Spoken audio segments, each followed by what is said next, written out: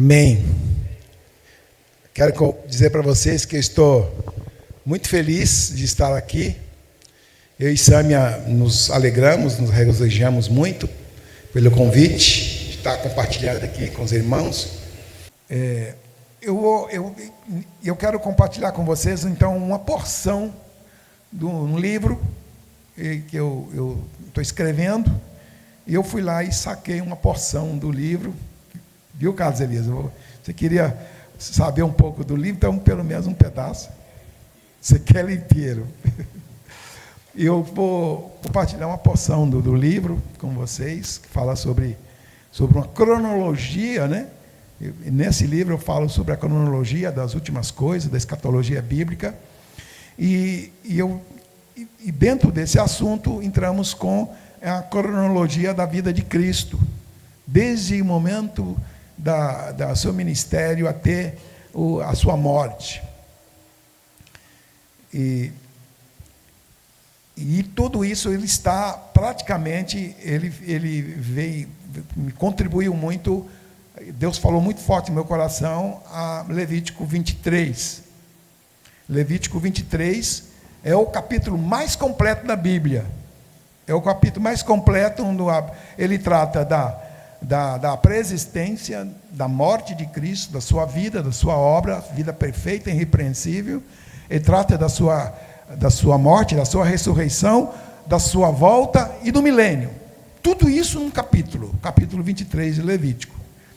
E ali no capítulo 23 de Levítico, no versículo 1, o texto fala que estas são as festas fixas do Senhor, as santas convocações que proclamareis no seu tempo determinado. Até o tradutor, né, João Ferreira de Almeida, quando foi traduzir a palavra festas, ele foi infeliz demais. Que quando ele foi traduzir, ele devia ter traduzido por moed, que significa tempo determinado. Então, as festas de Israel é uma agenda.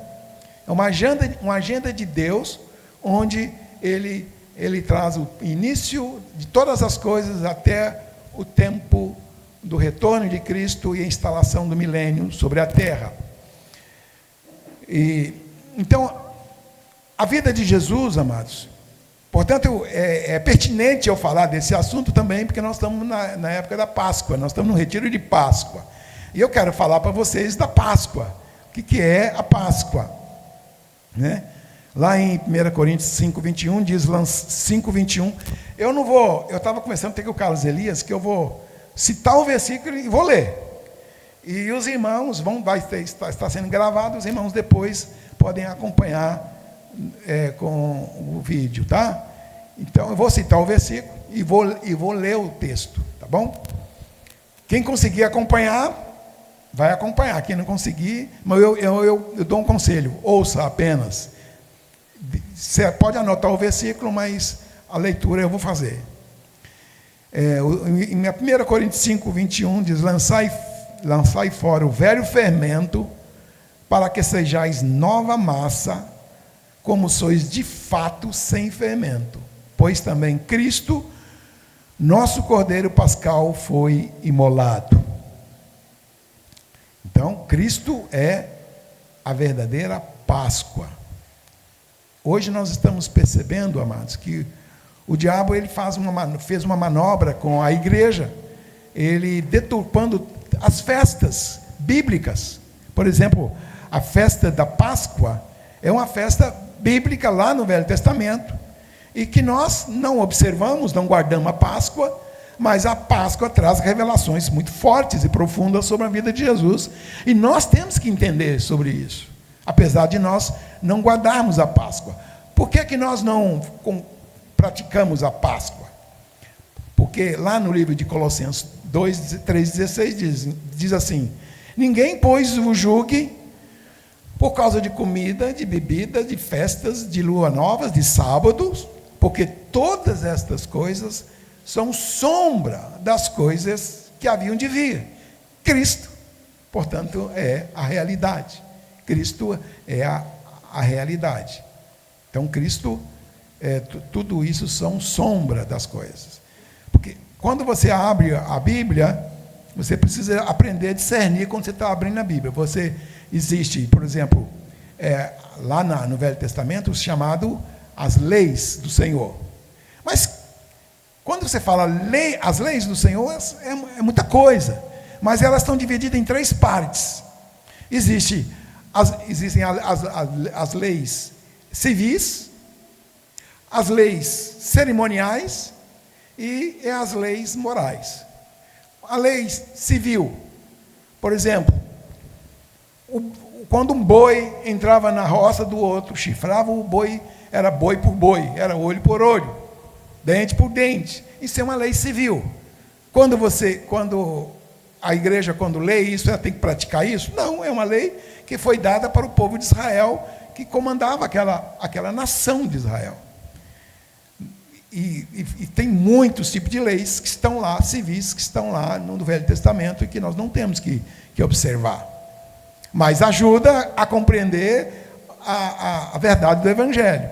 As leis cerimoniais, que são os sacrifícios, o cordeiro, a Páscoa, Pentecoste, primícias, tabernáculo, expiação, as vestes dos sacerdotes, o sacrifício dos animais, tudo isso são leis cerimoniais.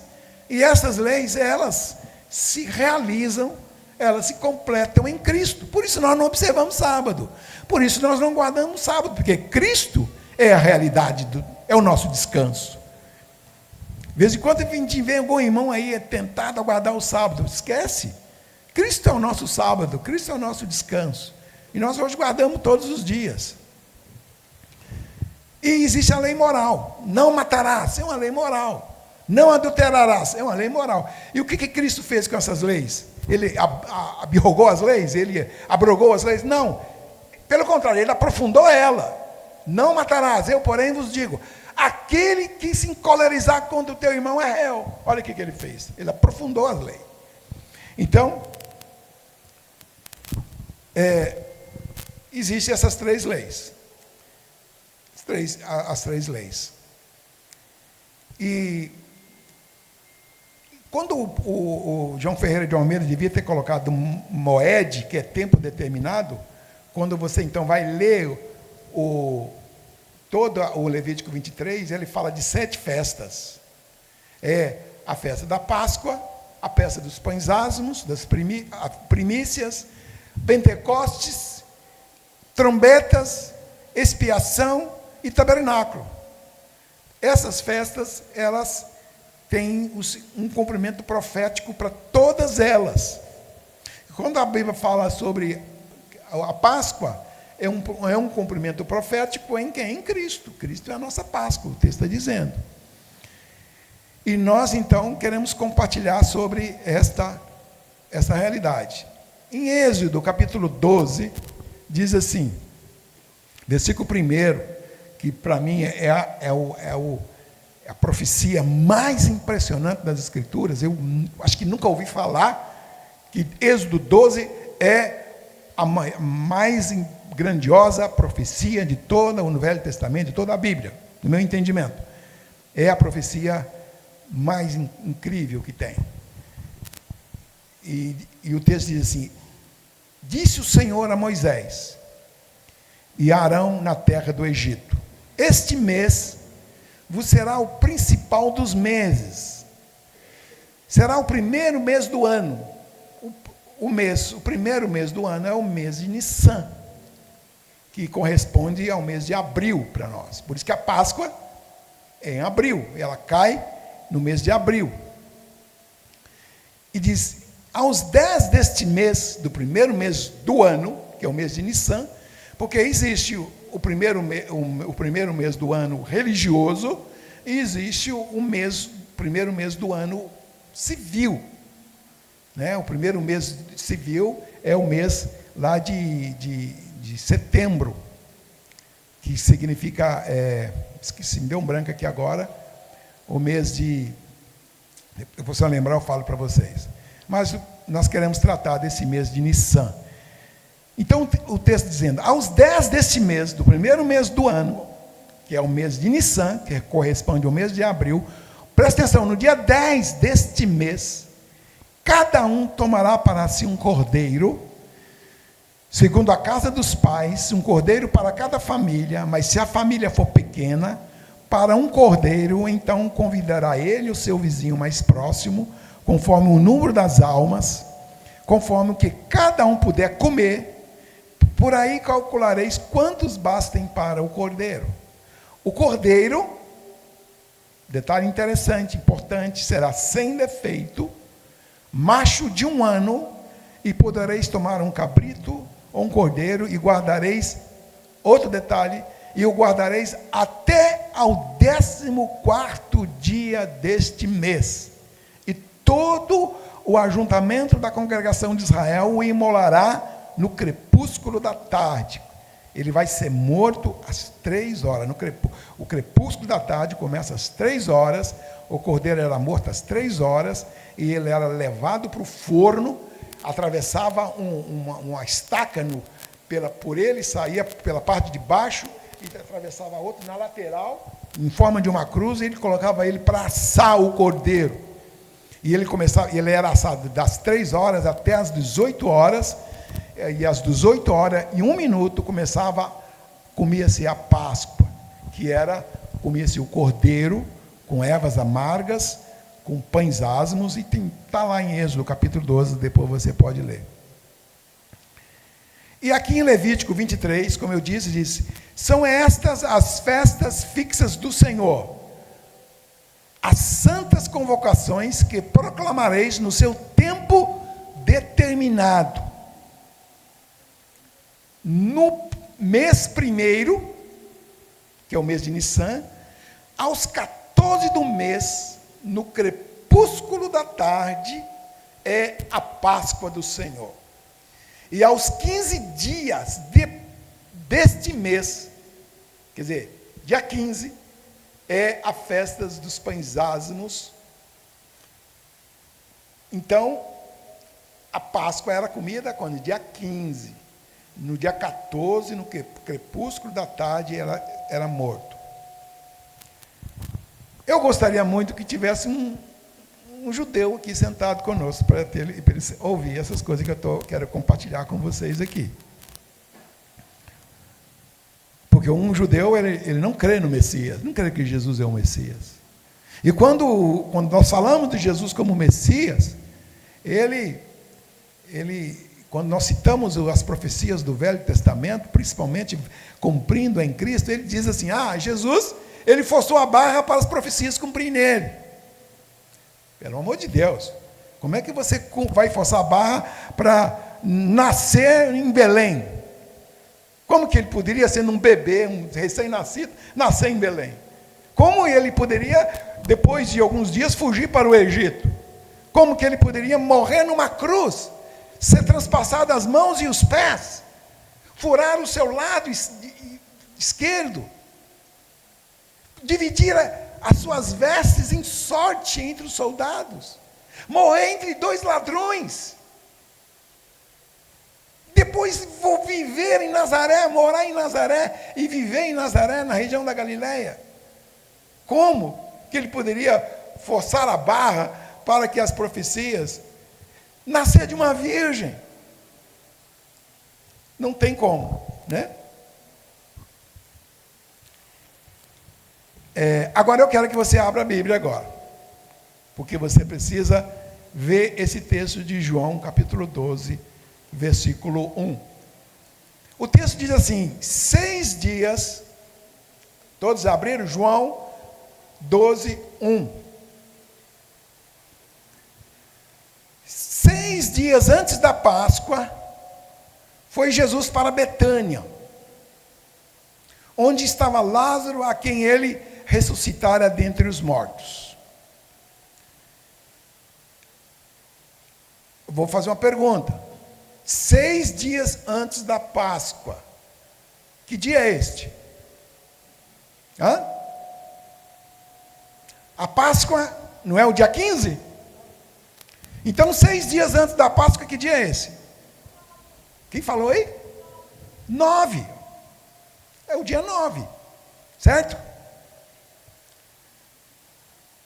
Agora veja o versículo 12. No dia seguinte, que dia é este?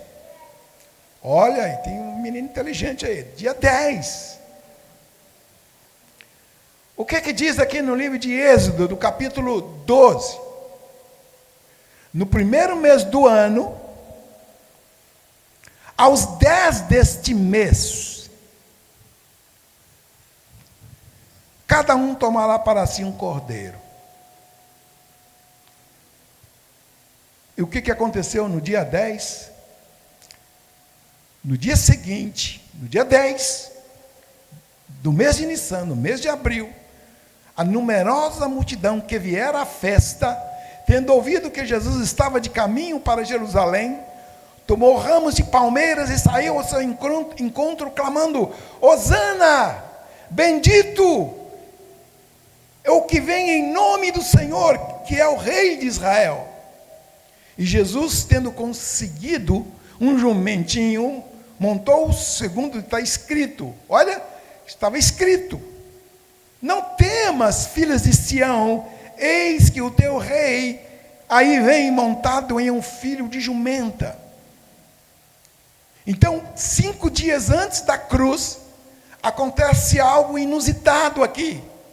Jesus se apresenta como o Messias profetizado no Antigo Testamento, o que estava profetizado lá no livro de Êxodo, no dia 10 do mês de Nissan, o cordeiro era separado.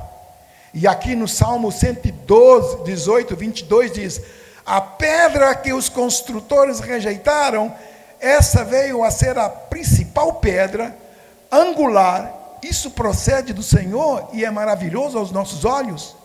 Este é o dia que o Senhor fez, regozijemo-nos e alegremos nele. Salva-nos, Senhor. O que significa Hosana? Salva-nos, Senhor.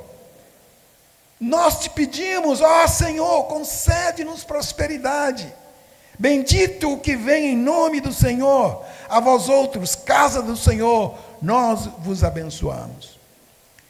A pedra que os construtores rejeitaram, essa veio a ser a principal pedra, a pedra angular.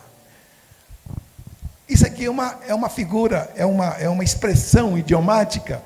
A Bíblia está cheio dessas expressões idiomáticas, e a gente precisa entender isso. O que significa isso?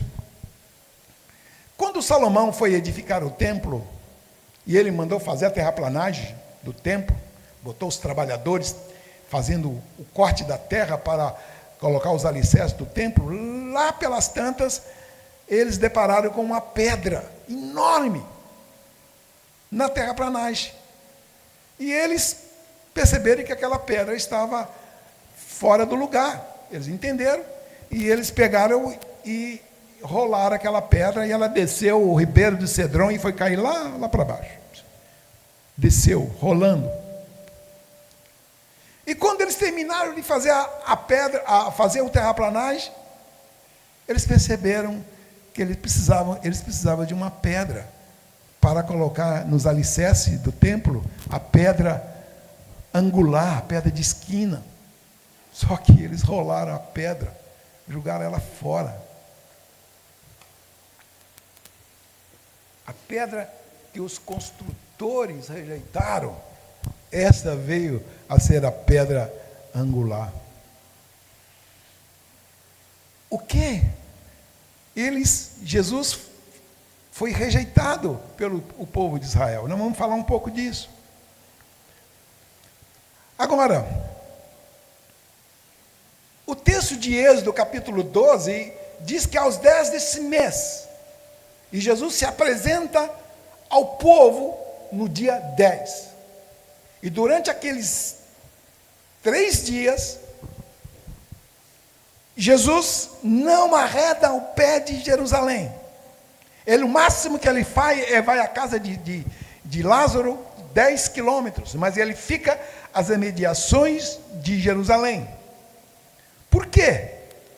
Porque ele precisava ficar debaixo da inspeção do sacerdote para ver se ele era próprio para o sacrifício. Porque lá em Êxodo capítulo 12, fala que o cordeiro tinha que ser macho de 1 ano sem defeito. E como é que o sacerdote fazia? Ele vinha, na Páscoa, ele ia fazer o cordeiro para morrer na Páscoa. Ele pegava o cordeiro e ele amarrava na porta do templo, e ele alimentava aquele cordeiro ali durante 3 dias, e no 14º dia, esse cordeiro era morto. Mas ele ficava debaixo da inspeção do sacerdote, todos os dias ele ia lá e conferia se ele tinha problemas de cegueira, problema de intestino, se tinha problema de carrapicho, de doença no corpo. Ele tinha que ser um cordeiro sem defeito, macho de 1 ano sem defeito. Então ele ficou ele ficava ali, andando em Jerusalém, para ver se ele era próprio para o sacrifício.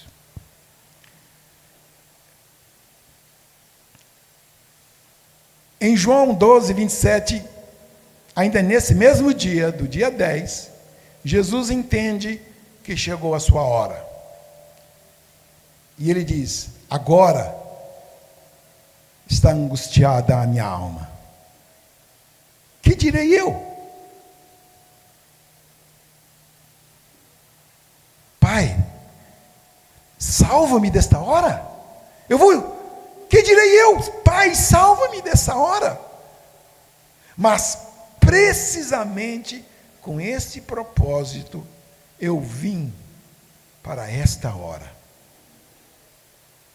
E Jesus orou: Pai, glorifica o teu nome. Então veio uma voz do céu: eu já glorifiquei. Eu já glorifiquei o meu nome. E eu ainda o glorificarei mais ainda. A multidão, pois, que estava ali, tendo ouvido a voz, dizia que ter havido um trovão. Outros diziam: foi um anjo que falou com ele. Então explicou Jesus: não foi por mim que veio esta voz, e sim por vossa causa. Chegou o momento, Jesus disse, chegou o momento de ser julgado este mundo. E agora o seu príncipe será expulso. E eu, quando for levantado da terra, atrairei todos a mim mesmo.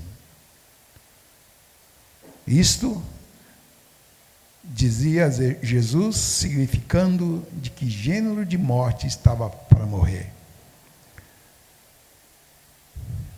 Replicou-lhe, pois, a multidão: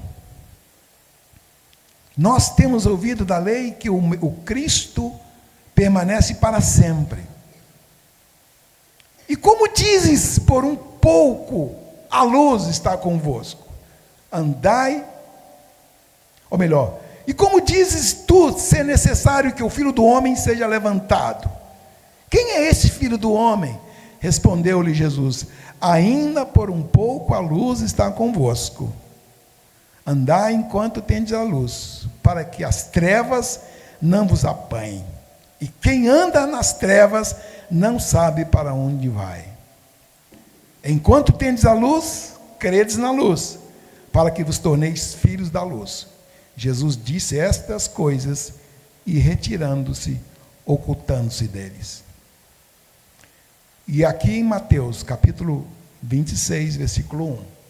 Lembra que eu estou fazendo uma cronologia da vida de Jesus. E no versículo 26, versículo 1 e 2, diz: num período de 2 dias, Jesus profere os seus últimos ensinos e orientações para os seus discípulos. Tendo Jesus acabado todos esses ensinamentos, disse a seus discípulos: sabei que daqui a 2 dias, percebe? Isso tudo no início do dia 10.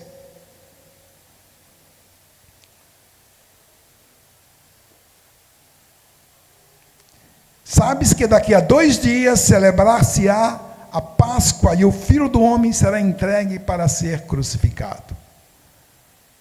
Passando-lhes as últimas orientações e advertências para os seus discípulos, Jesus profere um juízo sobre Israel. E ele fala de 3 parábolas. Você precisa depois estudar essas parábolas. Não dá tempo para nós estudarmos as parábolas. Em Lucas 13:6 diz que ele fala da parábola da figueira sem fruto. E você vai perceber que está todas essas 3 parábolas se referindo a Israel. E diz: há 3 anos venho procurar fruto nesta figueira. Quando Jesus fala de 3 anos, é interessante que a vida de Jesus está dividida em 3 partes, bem distintas nas páginas do Novo Testamento. Da manjedoura até o batismo, 3 anos. Do batismo até o monte da transfiguração, da manjedoura até o batismo, 30 anos. Do batismo até o monte da transfiguração, 3 anos.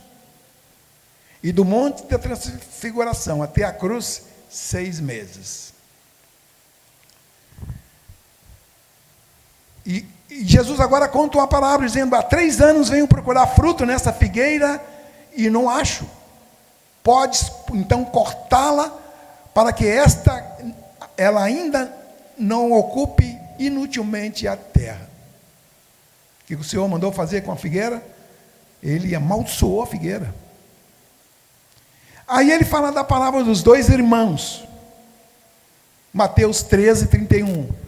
Mas Jesus, fitando-lhe, disse... Estou lendo só um trecho da parábola. O que quer dizer, pois, o que está escrito? A pedra que os construtores rejeitaram, essa veio a ser a principal pedra angular?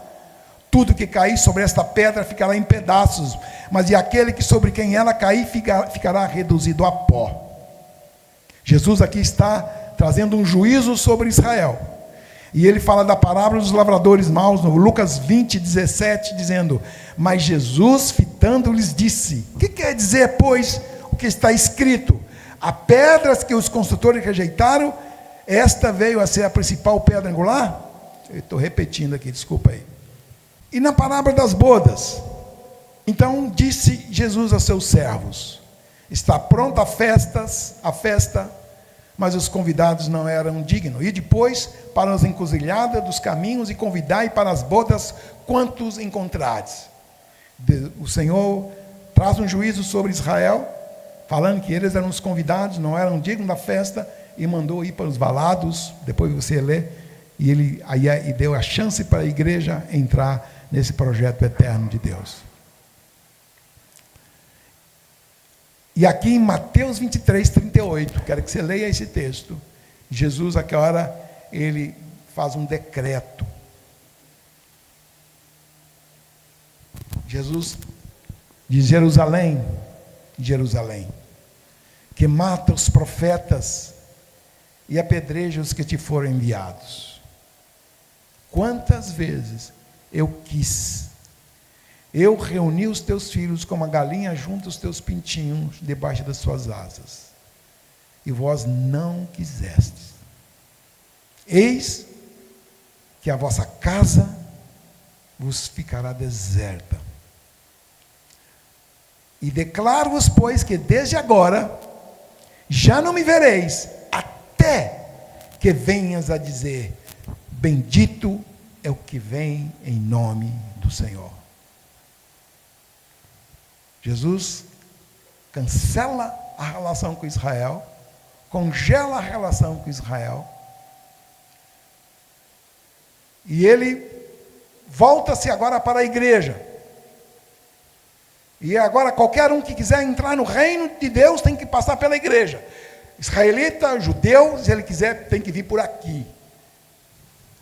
Agora, existe uma promessa de Deus sobre Israel, como ele fez a Abraão. Mas isso só vai acontecer no dia em que eles disserem: Hosana, salva-nos, Senhor. E nesse dia o Senhor vai retornar para eles. Agora, logo depois, nós estamos vendo os últimos 3 dias da vida de Jesus. Logo depois, Jesus profere 3 parábolas para a igreja. Você vai ver claramente que eram parábolas para a igreja. A parábola do servo mau, a parábola das 10 virgens e a parábola dos talentos. Nos últimos 21 horas da vida de Jesus, do mês de Nissan, numa quarta-feira, Jesus reuniu com seus discípulos. E ele foi celebrar a ceia.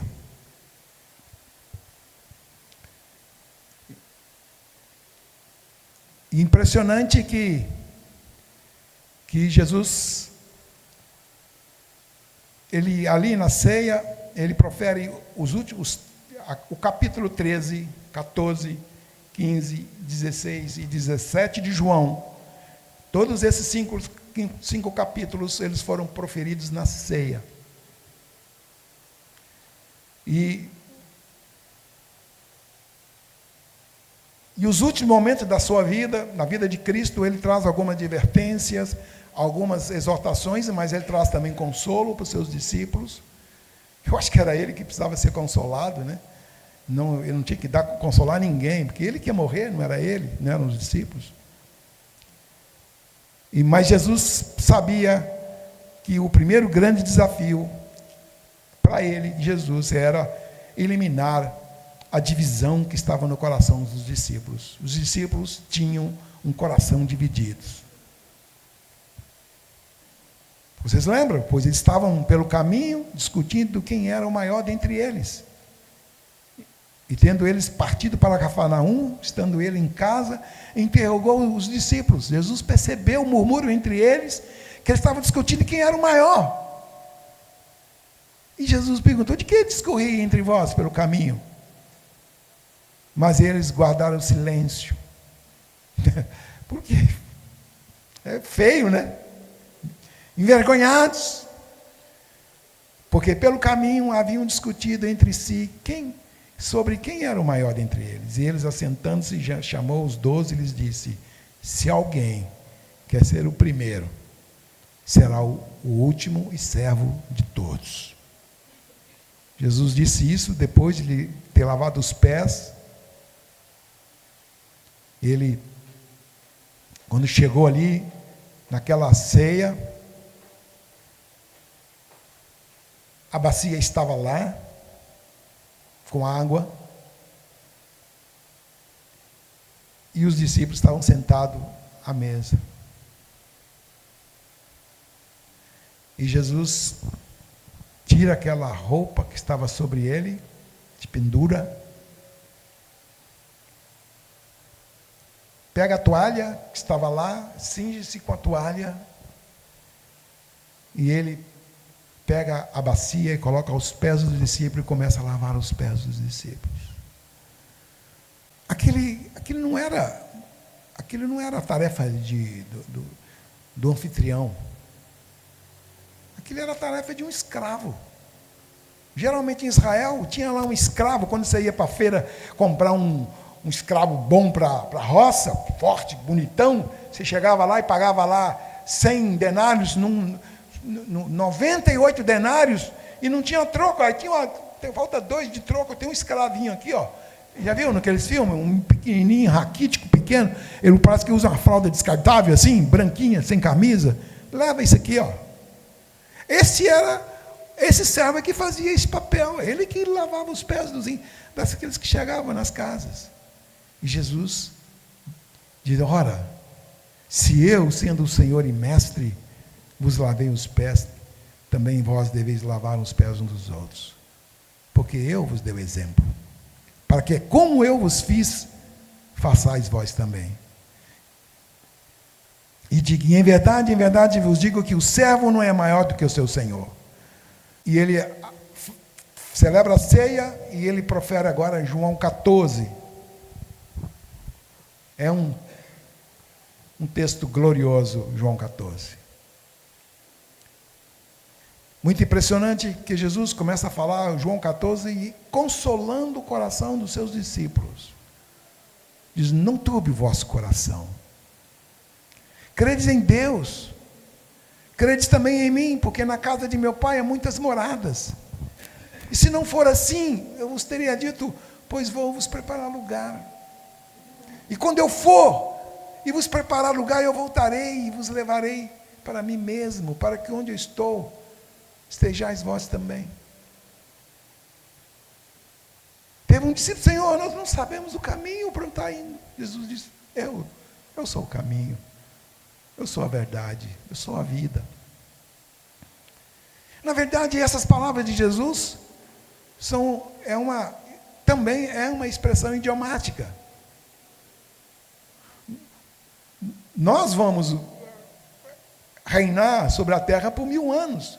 Quando a igreja for arrebatada, ela não vai ter Jesus não está criando uma casa lá no céu para você, uma mansão. Não é isso. Sabe que isso é uma expressão idiomática? Era assim, quando um jovem, às vezes pai, filho de um homem rico, muito rico, morava nas regiões da Galileia, lá em cima na Galileia, onde tinha fazendeiros ricos. Mas o contato deste fazendeiro, deste homem, era muito pouco com a civilização, com a cidade. E ali crescia um jovem, naquela família, 2, 3 jovens, crescia um jovem ali, forte, bonito, robusto. E ele não tinha chance de ter uma mulher para casar. Não conhecia ninguém ali, não tinha ninguém. E sabe que, às vezes, os pais pegavam e viajavam para as cidades, justamente na época de grandes festivais, festa da Páscoa, festa das trombetas, eles faziam viagens para lá. E às vezes o jovem, no meio daquelas festas, festividade toda, ele olhava lá e ele se interessava-se por uma menina.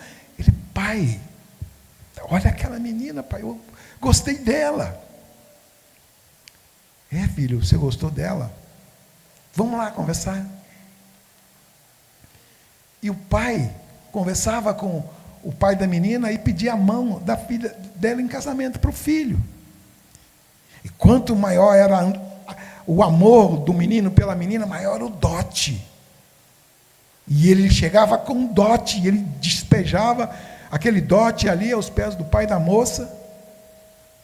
E a menina aceitava, eles lavravam um documento desposando a moça. Eles bebiam num cálice, só os dois bebiam. E ele começava a fazer a sua declaração para a sua noiva. Ele diz: olha, meu pai, ele é dono de uma grande fazenda. Ele é um homem rico. Ele tem muito gado, muitos camelos, muitos jumentos. Ele tem ovelhas. Na casa de meu pai tem muitas moradas. E quando eu vou preparar lugar. Eu vou preparar lugar para que onde eu estou, você esteja junto comigo.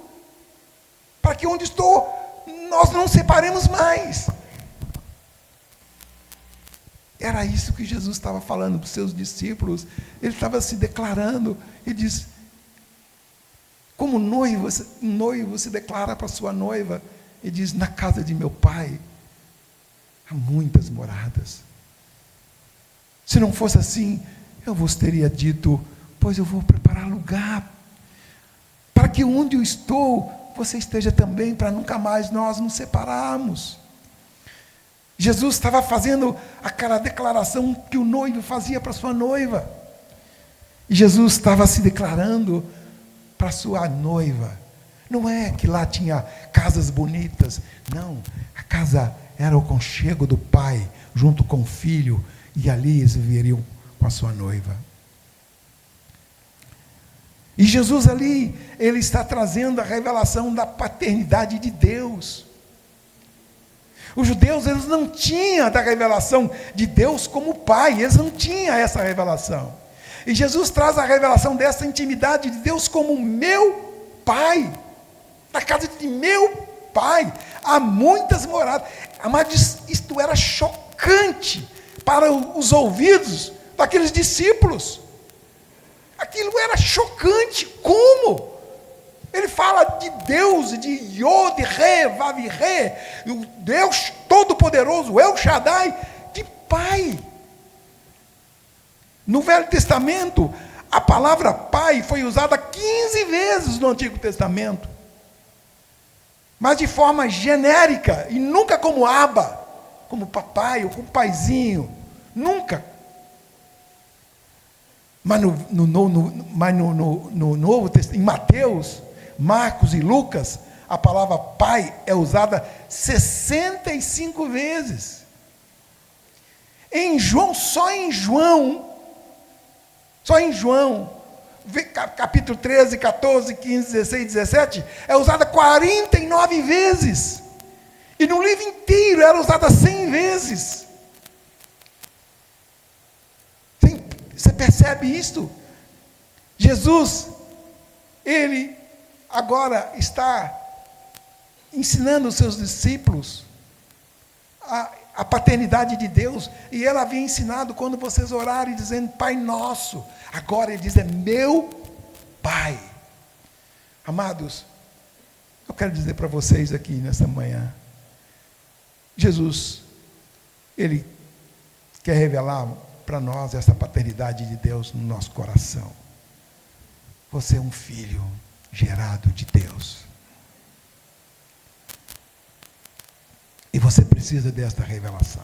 Estudo na ceia. E lá João 15 ele diz, eu sou a videira verdadeira. E meu Pai é o agricultor.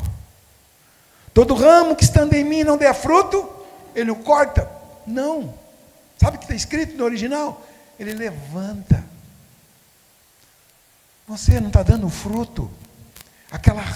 A rama da videira, ela cai no chão, sai do suporte da cerca, da estrutura formada, ela cai e fica lá no chão, com a aridez do solo, com a chuva, a poeira, a terra, ela perde a facilidade de frutificar.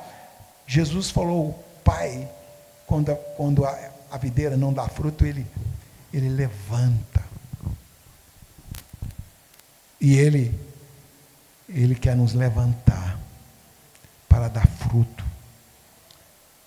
E em João 16, ele diz, eu não vos deixarei órfão. Olha o consolo de Jesus. Eu vou, mas eu não vos deixarei órfão. Convém que eu vá, porque se eu não for, o Consolador não virá. Se porém eu for, eu vos enviarei. E quando ele vier, convencerá o mundo do pecado, da justiça e do juízo. E quando vier, porém, o Espírito da verdade, ele vos guiará a toda a verdade, porque não falará de si mesmo, mas dirá tudo o que tiver ouvido e vos ensinará, anunciará as coisas que hão de vir. O que o Senhor está dizendo? Que o Espírito, ele não falará de si mesmo, mas dirá tudo que tiver ouvido e vos anunciará as coisas que hão de vir. Amados, hoje nós vemos muito isso. Quando é que você pode dizer que uma igreja está cheia do Espírito Santo? Quando? É quando há muitas línguas estranhas, profetas profetizando, curas divinas, sinais e prodígios e maravilhas? Quando as pessoas estão efusivamente caindo no chão e o louvor está levando o quebrantamento. Amados, isso não é uma evidência de que essa igreja está cheia do Espírito Santo. A igreja, a maior evidência de que uma igreja está cheia do Espírito Santo é quando ela está cheia da presença de Jesus, da revelação de Jesus. E o Espírito Santo não falará de si mesmo. Nenhuma oração, nenhuma, que você ouvir ou que você falar, Espírito Santo, faz isso. Esta oração não é vinda do Espírito Santo, porque ele não falará de si mesmo. Porque toda oração ela é ao Pai em nome de Jesus. um livro aí, Bom Dia, Espírito Santo. Ensinando a igreja a orar. Bom dia, Espírito Santo. Eu acordei hoje bem, graças a Deus. Não é isso. Não existe isto.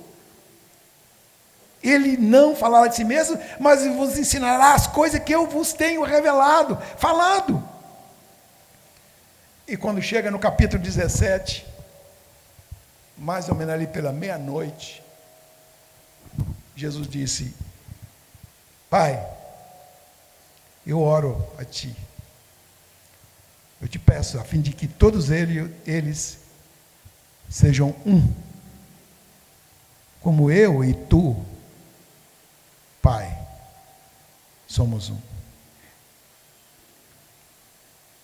Eles em mim e eu em Ti, e também estejam eles em nós, para que o mundo creia que Tu me enviaste. Esta é a verdadeira unidade. Muitas vezes as pessoas ficam lutando pela unidade no sentido horizontal, mas a nossa unidade é nesse sentido. Nós estamos unidos, assim como eu e você estamos unidos, e nós estamos nele. Essa unidade, ela é justa e verdadeira. Mas quando nós lutamos por uma unidade na carne aqui, não funciona. E Jesus, ali no capítulo 17 de João, ele fala de uma forma clara da sua morte. Ele fala: porém, depois que eu ressuscitar, vocês vão para Galileia, e eu irei adiante de vós para a Galileia. Vou encontrar com vocês lá. Como?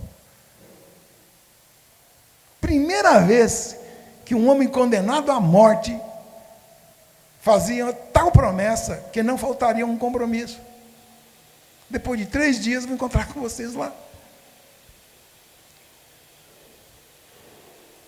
Mas nós sabemos, amados, que o rebanho abandonou o pastor. Apesar do rebanho abandonar o pastor encontraria o rebanho.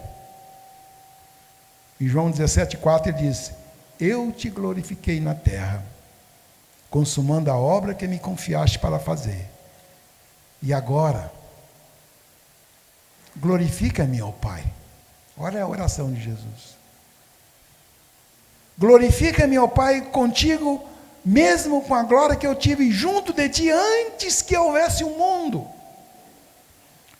Mas agora eu vou para junto de ti, e isto falo no mundo para que eles tenham o meu gozo completo em si mesmos.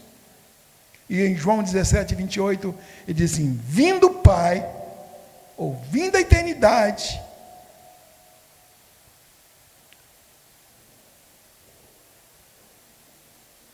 entrei no mundo, todavia, deixo o mundo e volto para a eternidade, e volto para o Pai. Cristo assegura-nos, aqui com esta passagem, que estava corrido o último fio da tapeçaria divina do propósito eterno. O último fio do tapete desse propósito eterno estava sendo tecido ali. E a palavra fala em João 14:26, depois de ter cantado um hino, eles saíram para o Monte das Oliveiras. E lá, o Éden e Getsêmani foram 2 jardins que marcaram o destino da humanidade. No Éden, foi desembainhada a espada. Mas no Getsêmani, o Senhor disse: Pedro, guarda a espada. No Éden, Adão perdeu a herança da paternidade. Mas no Getsêmani começa a restauração da paternidade de Deus. E estava ali agora, ao mesmo tempo que ele era um sacerdote ofertante, ele era a oferta. Como sacerdote, estava de pé intercedendo, mas como vítima, um sacrifício prostrado e indefeso. O cordeiro, conforme Êxodo, tinha que ser sem defeito. macho de 1 ano. E ele, como eu disse, ele precisava ser supervisionado para ver se ele era próprio para o sacrifício. E lá em João capítulo 22, 66, diz: logo que amanheceu, reuniu-se a assembleia dos anciãos do povo, tanto os principais sacerdotes como os escribas, e o conduziram ao sinédrio e lhe disseram: se tu és o Cristo, dize-nos. Então Jesus lhe respondeu: se vos disser, não acreditareis. Também se vos perguntar, de nenhum modo me respondereis. Desde agora estará assentado o Filho do Homem à destra do Todo-Poderoso. Portanto, as autoridades, todos precisavam atestar se Jesus era um homem próprio para ser morto como sacrifício expiatório pela humanidade. Pedro atestou isso. Pedro disse assim: o qual não cometeu pecado, nem dolo se achou em sua boca. Anás, que era o sumo sacerdote aposentado, sogro de Caifás, ele se metia em tudo. E esse Anás era o mesmo que quando Jesus derrubou as mesas e expulsou os animais, e virou os cambistas lá, virou as moedas lá, fez aquela arruaça lá no templo. Ele era o dono daquelas bancas. Ele detinha o direito de usar do comércio do templo e usufruía.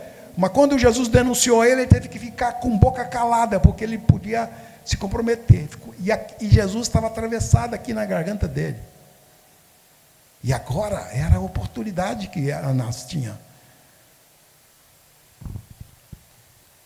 Porque lá no templo ficavam os cordeiros para ser vendido para o sacrifício. Os cambistas vinham de longe para trocar as moedas, para comprar os cordeiros. E Jesus fez tudo aquilo ali. Então o sumo sacerdote interrogou a Jesus, lá em João 18, 19 e 24, diz, interrogando a Jesus acerca dos seus discípulos e da sua doutrina. Declarou-lhe Jesus: eu tenho falado francamente ao mundo, ensinei continuamente, tanto nas sinagogas como no templo, onde todos os judeus se reúnem, e nada lhes disse em oculto. Por que me interrogas? Pergunta aos que ouviram o que lhes falei. Pergunta para eles. Bem sabes eles o que eu disse. Dizendo isto, um dos guardas que ali estavam deu uma bofetada no rosto de Jesus. Pensa nisso. Um homem de guerra, soldado romano, um homem de 1 metro de largura, de 2 de altura, um homem com as mãos pesadas, bateu no rosto de Jesus. E é assim que falas aos sumos sacerdotes? Jesus lhe replicou: se falei mal, dá testemunho do mal. Se falei bem, por que me feres? Então Anás o enviou manietado, amarrado, à presença de Caifás como sumo sacerdote, e ele disse: e nada pôde declarar. Nada pôde declarar. Nada tinha do que o acusar. Nada. Mas tinha a mulher de Pilatos. Mateus 27, 19 diz: e por inveja texto diz, e tinham entregado. Estando ele lá no tribunal, sua mulher mandou falar para Pilatos: não te envolvas com este justo, porque hoje em sonho muito sofri por seu respeito. Mas os principais sacerdotes e os escribas persuadiram o povo que pedissem a Barrabás e fizessem morrer. Cláudia era filha de César, casada com Pilatos. Chegou para Pilatos lá no tribunal, no julgamento: não te metas com este homem, ele é justo, não te meta com esse justo.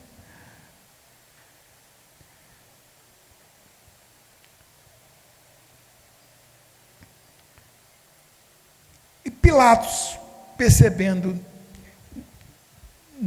no grande imbróglio que ele estava vivendo, a situação delicada, ao mesmo tempo não via crime em Cristo, não havia nenhuma injustiça nele, queria soltá-lo, mas não podia, porque o povo estava em rebelião contra o sistema, dizendo: crucifica ele. Quando ele ficou sabendo que Herodes, que ele era da jurisdição da Galiléia, Jesus era da jurisdição da Galiléia, sabia que Herodes, que era o rei da Galiléia, estava na região, e falou: agora está a hora, vou mandar Jesus para ele. E o texto diz: ele enviou, e Herodes devolveu para Jesus para Pilatos, dizendo: apresentaste-me este homem. Olha o que Herodes disse: apresentaste-me este homem como agitador do povo, mas tendo-o interrogado na vossa presença, nada verifiquei contra ele dos crimes em que o acusais. Desculpa, foi palavra de Pilatos. E diz assim: nem tampouco Herodes, pois teve que me enviar de volta. Este homem era um homem justo, porque o cordeiro tinha que ser macho de 1 ano, sem defeito. E Judas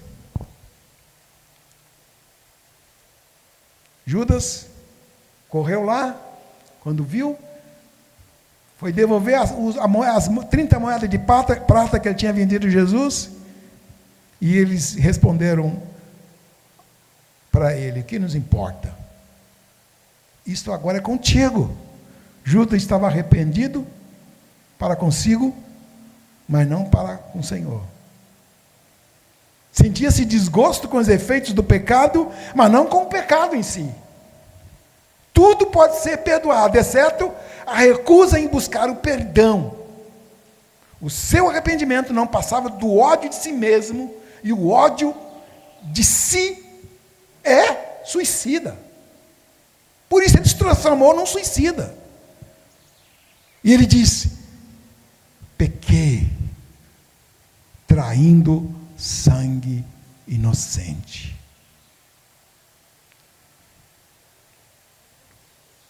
Todos atestando que ele era um homem justo, que não havia pecado, nenhum dolo, engano nos seus lábios. O centurião, aquele chefe de 100 soldados romanos, olhando para toda aquela cena que estava naquela cruz, vendo Jesus levantado ali entre o céu e a terra tremendo, o solo, o chão não podia suportar o sangue tão imaculado que caía naquele lugar. A terra tremia, um terremoto acontecia, o vento soprava, era a natureza se rebelando contra essa corja de homens que estava manipulando a morte do Criador de todo o universo. E o centurião, vendo o que tinha acontecido, deu glória a Deus. Um homem incrédulo diz: verdadeiramente, este homem era justo. E os soldados, o centurião e os que com ele guardavam Jesus, vendo o terremoto e tudo que se passava, ficaram possuídos de grande temor e disseram: verdadeiramente, este homem era filho de Deus.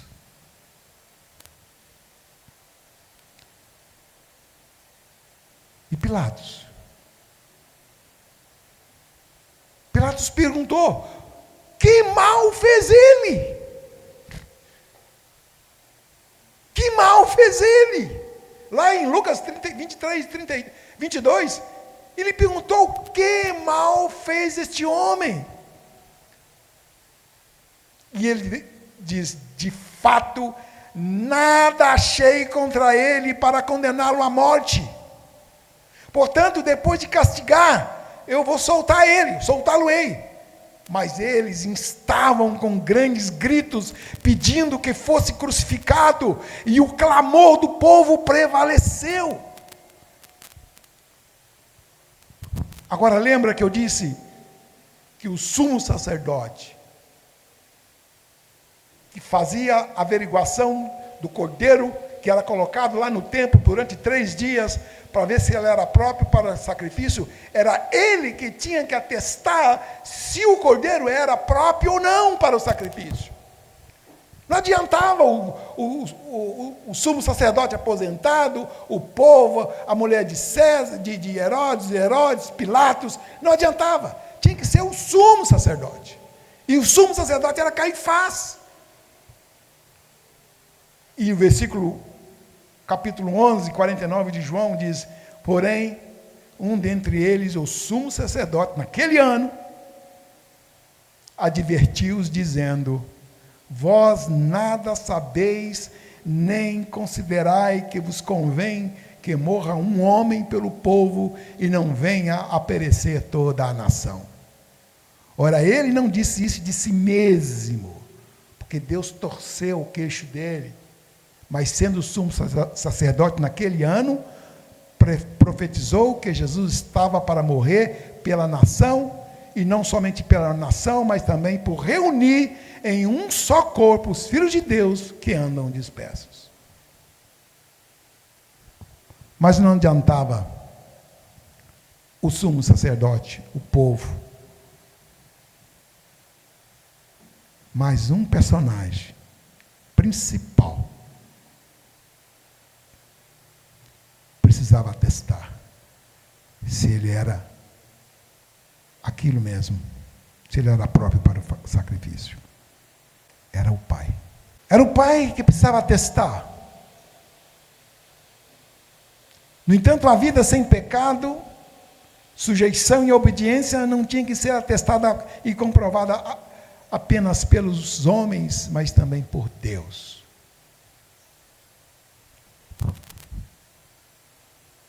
E aquele pai atestou a vida daquele filho durante todas as 3 fases da vida dele. Quando da manjedoura até o batismo, uma vida privada, oculta, sem fazer sinais e prodígios e maravilhas, sem nenhum milagre. Lá no batismo, ouviu uma voz do céu que dizia: este é o meu filho amado, em quem tenho alegria e prazer. Este é meu filho amado, que eu tenho prazer nele.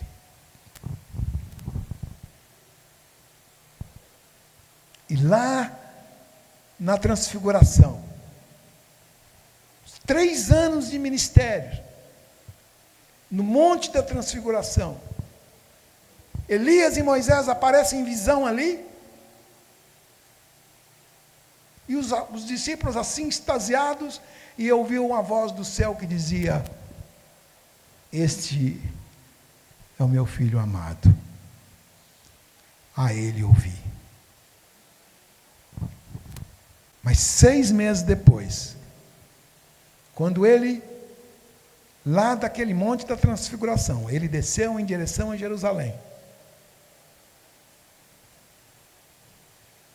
A Bíblia fala que Tendo chegado o tempo dele ser assunto ao céu, ele decididamente desceu para Jerusalém. Está escrito assim, ele foi um homem perfeito, ele alcançou a maturidade de um varão perfeito com 33 anos, mas ele sabia de que ele precisava agora descer a Jerusalém, e essa descida demorou 6 meses, praticamente 6 meses da vida dele.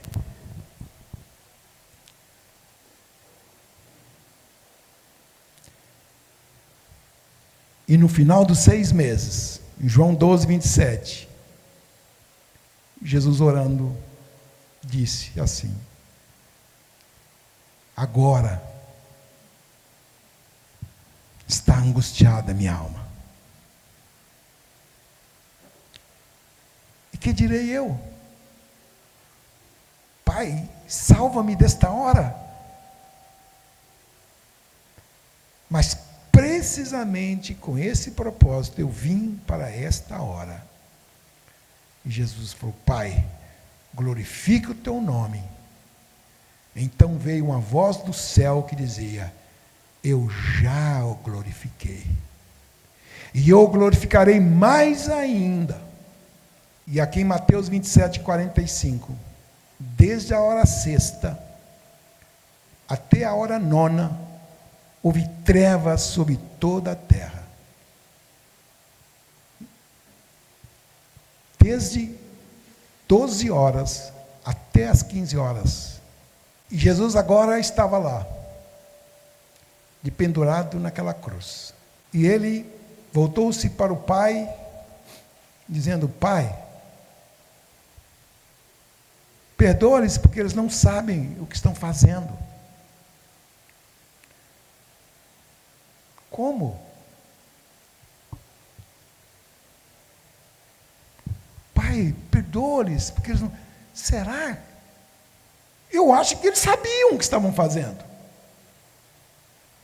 Eu acho que sabia. Todos sabiam. Mas a questão é que o coração de Jesus é diferente do meu. Ele conseguia encontrar uma razão para perdoar o imperdoável, para justificar o injustificável. Pai, perdoa-lhes. Mas agora eu te pergunto, por que Jesus Cristo não perdoou ele mesmo? Não aconteceu um dia que ele estava lá numa casa, descer um homem numa cama, no telhado da casa, e ele olhou para o homem e disse: filho, os seus pecados estão perdoados. Ele tinha poder para perdoar pecados. Mas por que agora ele não perdoava os pecados daquela gente? Porque ele não podia perdoar o pecado daquela gente, porque naquela hora, ele não estava na cruz como um filho de Deus, ele estava na cruz como um filho do homem, e ele não tinha poder para perdoar pecado.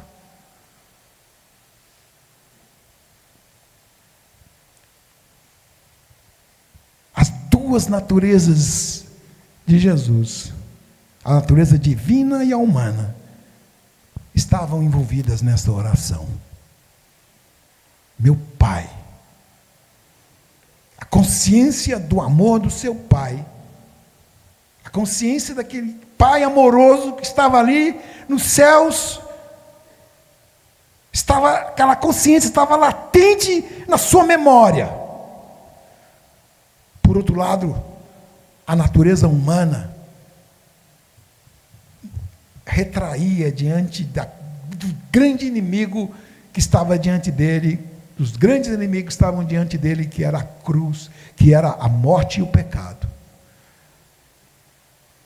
O sangue de Abel clamava diante de Deus por juízo e justiça, mas o sangue do novo Abel oferece perdão e reconciliação. Estava ali na cruz um homem, 2 ladrões ao lado dele. Um dentre eles voltou-se e disse: Jesus, Quando entrares no teu reino, lembra-te de mim. Jesus diz assim: hoje, eu te digo hoje, estarás comigo no meu paraíso. E lá por volta da hora 9, clamou Jesus em alta voz, dizendo: Eli, Eli, Eli, lama sabachthani, que quer dizer: Deus meu, por que me desamparaste? Ué, por que ele orou assim agora? Por que ele falou, Deus meu, Deus meu? Por que ele não orou, meu pai, por que você me desamparou? Sabe por quê? Porque aquele pai jamais abandonaria aquele filho. E agora não estava ali naquela cruz um filho do pai, mas estava um homem merecedor de um justo castigo e de um justo juízo de Deus. Deus estava descarregando toda a sua ira contra Jesus naquele momento. A ira de Deus estava sendo descarregada sobre o corpo daquele homem, porque ele era merecedor de um justo castigo e de um justo juízo, porque ele estava carregando no seu corpo todas as imundícias do pecado de todas as eras, de todas as épocas. O seu pecado estava lá. O meu pecado estava nele. Aquele momento, dominava um silêncio aterrador, gritante, ensurdecedor. Esse foi o silêncio mais estarrecedor da criação. E Jesus recitava o Salmo 22, demonstrando abandono e sofrimento e desolação. Cristo, naquele momento, ele sofria o maior efeito do pecado, que é o abandono, maior consequência do pecado, que é o abandono e a separação de Deus da raça humana.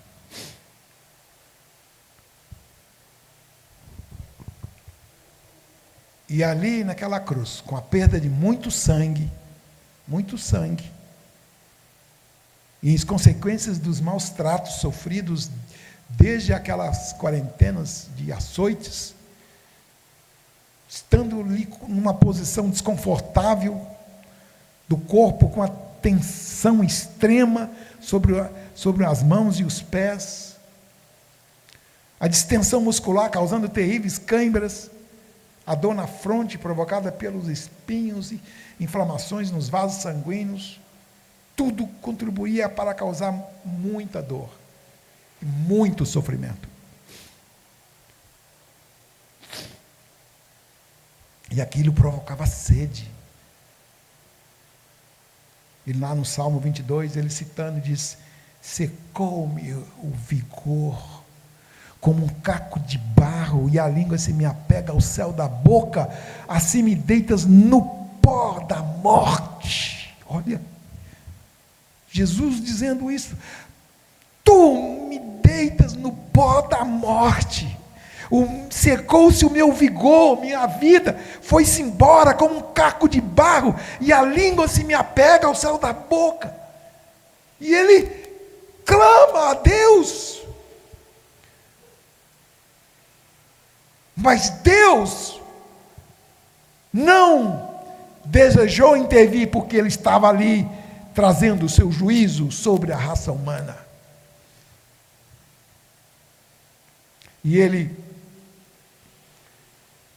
E os homens E ele diz: tenho sede. Lá naquelas saunas dos romanos, era um lugar de tamanha promiscuidade que você não tinha nem ideia do que rolava ali naquelas saunas.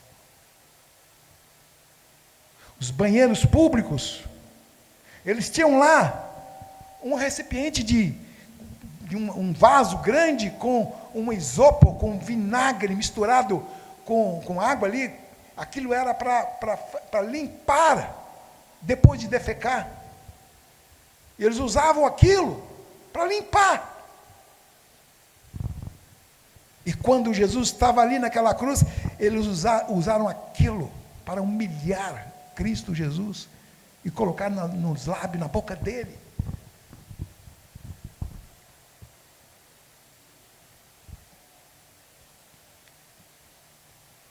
E ele diz: está consumado. Tetelestai.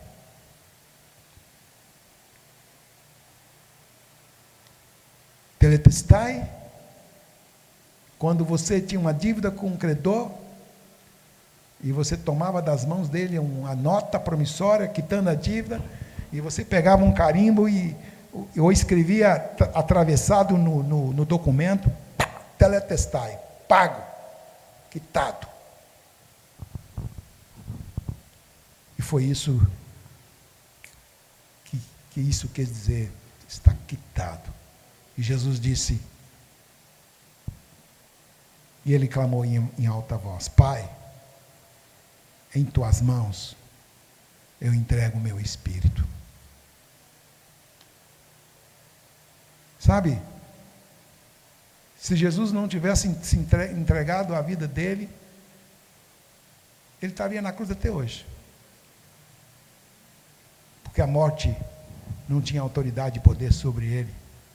Mas ele, voluntariamente, deu a sua vida. Ele diz em João 10:17, diz: ele tinha dito que ninguém lhe tiraria a vida, mas ele mesmo a entregaria. Por isso o Pai me ama, porque eu dou a minha vida para reassumir. Ninguém a tira de mim. Pelo contrário, eu espontaneamente a dou. Tenho autoridade para entregar e também para retomá-la. Esta ordem eu recebi do meu Pai.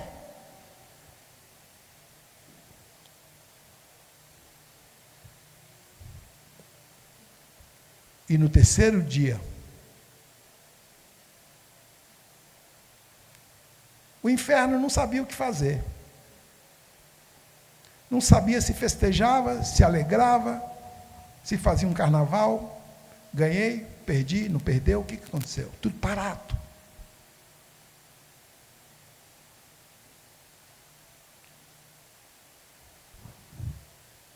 De repente, aparece uma luzinha lá no final do inferno, um corredor enorme. E aquela luz vinha crescendo em direção ao trono do diabo. E quanto mais se aproximava aquela luz, aquela glória lá dentro daquele lugar, as colunas e os alicerces do inferno tremiam. E Lúcifer estava sentado na sua cadeira com os olhos estatelados, arregalados, sentado com as costas assim. E Jesus se aproximou dele e disse: dá-me agora as chaves da morte e do inferno. Por isso, o apóstolo Paulo diz aqui: onde está tu, ó morte, o teu aguilhão? Tragada foste pela vitória. Jesus tomou as chaves da morte e do inferno. E ele me resgatou. Ele resgatou você.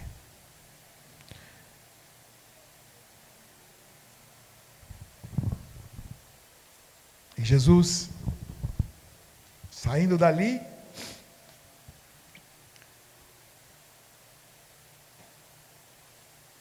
Maria Madalena vem correndo na madrugada, na terceira vigília da noite, entre 3 às 6 da manhã, foi procurar o corpo do Senhor, foi ungir um corpo do Senhor com mais elementos, e quando ela chegou, encontrou 2 varões. E ela olhou, colocou o rosto para dentro do túmulo, não encontrou, o túmulo estava vazio. E ele disse: meu Senhor, 2, não, um varão, Senhor, se tu levou, diga-me para onde levou, que eu vou buscá-lo. E sem esperar a resposta, ela voltou o rosto, saiu correndo, e nas costas dela, ela ouviu uma voz, dizendo: Maria. Quando ela ouviu essa voz, ela como que ficasse congelada, porque a alma dela, o espírito, estava na mesma sinfonia, na mesma frequência aquela voz, ela conhecia aquela voz. E ela voltou assim, jogou os seus pés dela. Jesus diz: Maria, não me toques, porque eu ainda não subi para o meu Pai, para o vosso Pai, para o meu Deus, para o vosso Deus. Jesus tinha que apresentar o sacrifício perfeito ao Pai. Quero que você ore agora, feche seus olhos. Em João capítulo 20, versículo 31, estes, porém, foram registrados para que creais que Jesus Cristo é o Cristo, o Filho de Deus, e para que, crendo, tenhais vida eterna em seu nome. Tudo isso foi registrado para que você creia que Jesus é o Filho de Deus, que Ele é o Messias, o Cristo ressurreto, para que, crendo, você possa ter vida eterna em seu nome. Eu gostaria ainda de orar com você, gostaria de convidar a Sami aqui. Nós estamos num retiro, sem pressa. Quero que o Espírito Santo esteja ministrando o teu coração, porque tudo isso foi por amor, porque Ele amou você, porque Ele escolheu você. Eu quero que a Sâmia cante uma música chamada Cicatrizes. É a história de um missionário entre as tribos de indígenas, aí pelo mundo afora, não sei onde essa história eu vi, que ele pregava, ficou anos pregando o evangelho naquela tribo, nunca salvou uma pessoa, um índio. Um dia lá, aquela tribo entrou em guerra com a outra tribo. E os pais dos guerreiros estavam preparando os filhos para a guerra, e os pais estavam todos alegres, felizes, ia botar o filho na batalha, na guerra contra o inimigo, e eles felizes. O missionário: por que vocês estão fazendo isso?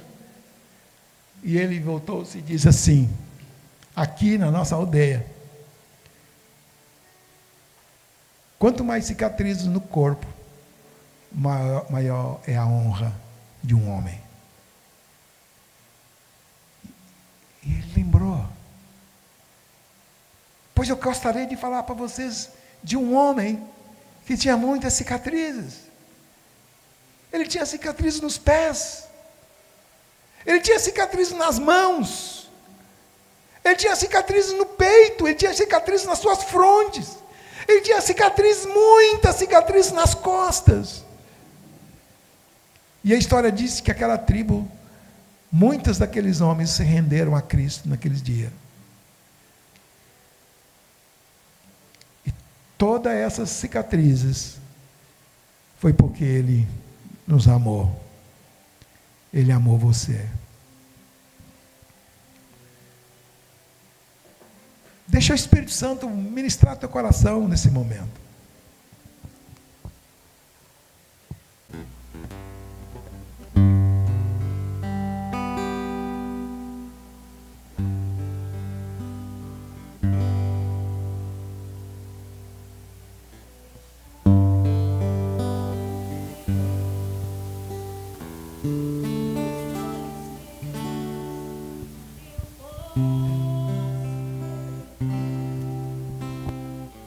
Jesus na cruz, seu sofrimento é demais, até difícil imaginar que alguém consiga aguentar sofrer assim. Pregos nas mãos, pregos nos pés, Jesus está sofrendo, sabendo eu que tudo isso é por mim. Eu não me controlo quando penso nisto, eu choro. Ainda estou aqui parado, olho para suas mãos, me lembro, mãos que um dia ele estendeu para curar, mãos que um dia ele estendeu para salvar, mãos que um dia ele estendeu para abençoar, mãos que um dia ele estendeu para nos dar vida outra vez. Agora são mãos feridas, furadas, marcadas, são cicatrizes que provam que ele, meu Jesus, precisou sofrer para que eu pudesse ser livre do pecado, livre das mazelas, livres da escravidão, livre. Agora são mãos feridas, mãos furadas, mãos marcadas, são cicatrizes que provam que meu Jesus precisou sofrer para que nós pudéssemos ser hoje aqui livres, livres, livres, livres.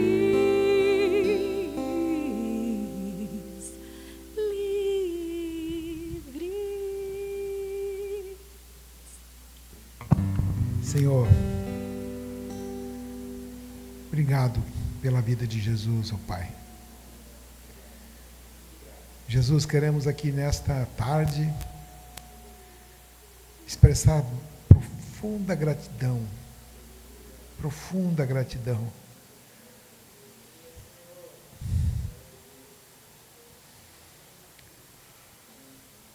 toda a sua vida que foi ali derramada como libação, como oferenda, como oferta, como sacrifício para salvar a nossa alma, Senhor, do pecado. Nos livrar, Senhor, do poder da morte. Nos livrar, Senhor, da escravidão, do pecado e de Satanás, Senhor. Hoje, nós somos livres, Senhor. Nós não temos uma religião. Nós não temos uma doutrina, nós temos Cristo, nosso amado Jesus. Obrigado, Jesus. Nosso coração se enche aqui de alegria e de saber que tudo que o Senhor fez por nós